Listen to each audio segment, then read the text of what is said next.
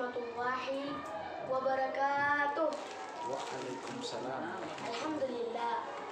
Alhamdulillahil wahidil qahhar. Al-azizil ghaffar. Mukawwiru lailatan 'alal nahar. Tadhkiratan lidawil albab wal i'tibar. Wassalatu wassalamu 'alan nabiyil mukhtar wa 'ala alihi al-athhar wa sahbihi al-ahya. Adada ni'amillahi wa ifdal amma ba'd. Puji syukur kehadiran Allah Subhanahu wa taala yang mana dengan nikmat kesehatan serta nikmat kesempatan yang Allah berikan terhadap kita sehingga kita dapat berkumpul di tempat yang penuh berkah ini.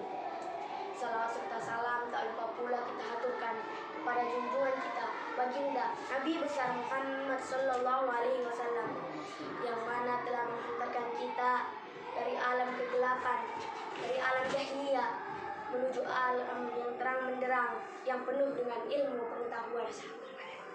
Pada kesempatan kali ini izinkan saya berpidato sedikit tentang junjungan kita baginda Nabi besar Muhammad sallallahu alaihi wasallam.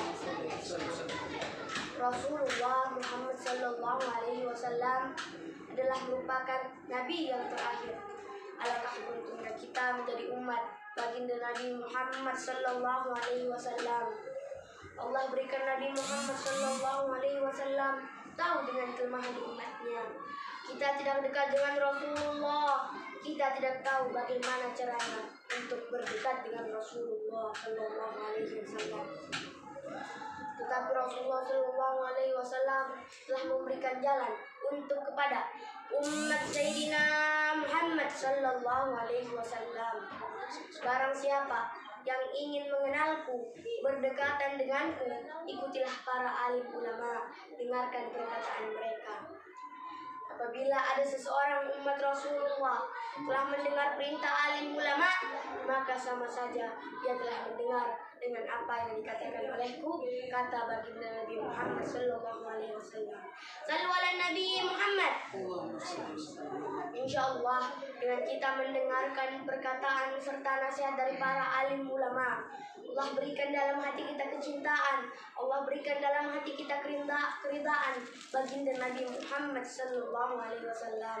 Amin amin ya rabbal alamin. Maka dari itu, jangan pernah jauhi alim ulama. Dengarkan perintah mereka, dengarkan perkataan mereka, dengarkan nasihat mereka. Allah Subhanahu wa taala telah memperkenalkan kita, memperjelaskan kita, memberitahu kita siapa sebenarnya baginda Nabi Muhammad sallallahu alaihi wasallam. Sebagaimana Allah Subhanahu wa taala telah berfirman dalam Al-Qur'anul Karim, "Laqad ja'akum rasulun min anfusikum azizun 'alaihi ma anittum harisun 'alaikum bil mu'minina raufur rahim." Ila akhir. Beliau Rasulullah sallallahu alaihi wasallam diciptakan sama seperti kita manusia, tetapi subhanallah, beban daripada umatnya terdapat pada pundak baginda Nabi Muhammad sallallahu alaihi wasallam. Rasulullah Muhammad sallallahu alaihi wasallam sudah terbiasa memegang apa yang diberikan oleh umatnya. Kalau orang-orang terdahulu membuat bangga Rasulullah, membuat bahagia Rasulullah dengan amalan-amalan mereka, maka pada saat ini, di akhir zaman ini, umat Rasulullah tidak lagi segan melempar kotoran dosa di hadapan wajah Rasulullah. Kita yang bermaksiat pada Allah, Nabi yang beristighfar kepada Allah. Kita yang durhaka kepada Allah, Nabi yang salat taubat kepada Allah, agar umatnya diselamatkan di dunia sampai di akhirat dan dimasukkan ke dalam surga Allah kelak nanti. Sallu ala Nabi Muhammad. Allahumma salli sallam alaihi.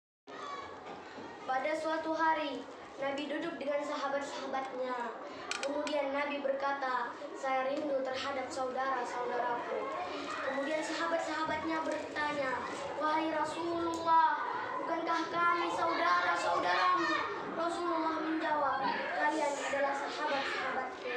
Saudara-saudaraku adalah humul ladzina lam yarawna walakin yu'minuna bi." Saudara-saudaraku adalah orang-orang yang tidak pernah melihatku, tetapi mereka mau beriman kepadaku. Jadi, kalau Nabi merindukan kita, kenapa kita tidak merindukannya? Kalau Nabi menantikan kita di surga, mengapa kita tidak menjemput penantian tersebut? Rasulullah akan menjemput umatnya ke surga. Rasulullah tidak akan melangkahkan kakinya ke surga sebelum berkumpul umatnya. Dibimbing Rasulullah menuju ke surga. Allahumma salli wa sallim wa barik alaihi wa ala alihi. Nabi Muhammad sallallahu alaihi wasallam adalah merupakan rasul yang spesial, Sayyidul Anbiya. Saking spesialnya, kata Nabi Isa alaihissalam sebelum 600 tahun sebelum kelahirannya, min ba'di ismuhu Ahmad. Saking spesialnya Nabi Muhammad sallallahu alaihi wasallam belum meminta tetapi sudah diberikan oleh Allah Subhanahu wa taala. Ketika Nabi Musa alaihissalam akan pergi menghadap Fir'aun, Nabi Musa meminta terlebih dahulu kepada Allah, Rabbi israh li sadri wa yassir li amri wahlul 'uqdatam min lisani yafqahu qawli. Tetapi Rasulullah tidak meminta kepada Allah tetapi diberikan oleh Allah. Ketika Nabi Musa alaihissalam meminta Rabbi israh li, Nabi Muhammad turun ayat alam nasrah laka sadrak.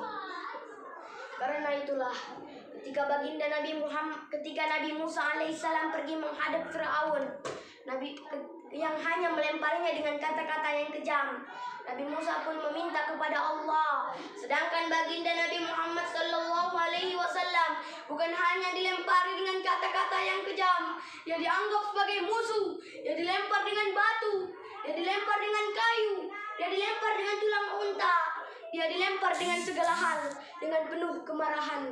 Maka datanglah malaikat penjaga bukit di atas dunia kemudian berkata, wahai Rasulullah, kau tunjuk mana bukit yang paling besar, akan kutimpahkan kepada mereka. Hati yang luka biasanya akan marah, akan kecewa, tetapi karena alam nasrah lahu sadrak, apa yang dilakukan oleh Nabi? Ada bersembunyi di balik bukit kemudian berkata, ya Allah, Engkau keluarkan dari tulang sulbi mereka, Engkau keluarkan anak cucu mereka yang akan menyembah Engkau. Sehingga tidak ada satupun di atas muka bumi ini yang akan mempersekutukan Engkau. Doanya dikabulkan, hatinya yang susah, pikirannya yang kacau, tetapi lidahnya tidak berkata kasar sedikit pun. Dia doakan agar anak cucu mereka menyembah Allah Subhanahu wa taala sehingga 100% penduduk Taif bersyahadat, asyhadu an la ilaha illallah wa asyhadu anna Muhammadar Rasulullah. Kemudian Nabi berjalan, lalu Nabi menemukan sebuah kebun. Nabi pun beristirahat di situ dan bersandar di sebuah batang pohon. Maka datanglah seorang budak bernama Adas yang bukan terpandang, membawakan Rasulullah beberapa ranting anggur untuk menjadi pelepas dahaga penghilang haus. Ketika Rasulullah akan memakan anggur tersebut, Rasulullah berkata, Bismillahirrahmanirrahim. Maka hamba sahaya, miskin, sulit, perantau tak punya apa-apa itu heran kemudian berkata, apa yang engkau ucapkan? Bismillah, engkau menyebut nama Allah. Tidak ada satupun orang di kampung ini kalau makan menyebut nama Allah. Adas pun berkata, engkau siapa? Rasulullah pun menjawab, saya adalah Nabi utusan Allah Subhanahu wa taala. Adas pun berkata, berarti engkau sama dengan orang yang dulu pernah berada di kampungku. Nabi pun bertanya, engkau berasal dari mana? Adas pun menjawabnya, Nainawa. Nabi pun berkata, Nainawa. Adas pun menjawab, ya, di sana ada saudaraku, kata Nabi, namanya Yusuf bin Matta. Yusuf bin Matta adalah saudaraku, sama-sama hamba yang diutus oleh Allah Subhanahu wa taala. Dia juga diingkari oleh kaumnya. Dia dilempar di lautan, dia ditelan hiu, dia ditelan ikan, sehingga dia mengalami 3 kegelapan. Gelapnya tengah malam, gelapnya lautan, gelapnya perut ikan. Kemudian dia berserah diri kepada Allah. La ilaha illa anta subhanaka inni kuntu minadh zalimin. Begitulah cara Allah memperingati Rasulullah bahwa apa yang engkau rasakan hari ini belum ada apa-apanya dengan apa yang pernah dirasakan oleh Yusuf bin Matta. Mendengar itu, Adas pun langsung bersimpuh sujud mencium lutut Rasulullah. Adas bukanlah orang yang mulia, dia hamba sahaya, dia miskin, dia sulit, dia perantau, dia seorang budak. Tetapi dia pernah mencium tangan Rasulullah dan pernah menghilangkan dahaga yang terdapat pada leher Rasulullah. Betapa beruntungnya ada seorang budak tetapi sudah pernah mencium tangan Rasulullah. Semoga kita di akhirat nanti ditakdirkan oleh Allah Subhanahu wa taala untuk dapat bertemu dengan Rasulullah, dapat mencium tangan Rasulullah, dapat bersama Rasulullah di surganya Allah kelak nanti. Amin amin ya rabbal alamin. Demikian ceramah yang dapat saya sampaikan. Wallahu musta'an. Wassalamualaikum warahmatullahi wabarakatuh. Waalaikumsalam warahmatullahi wabarakatuh. Oke.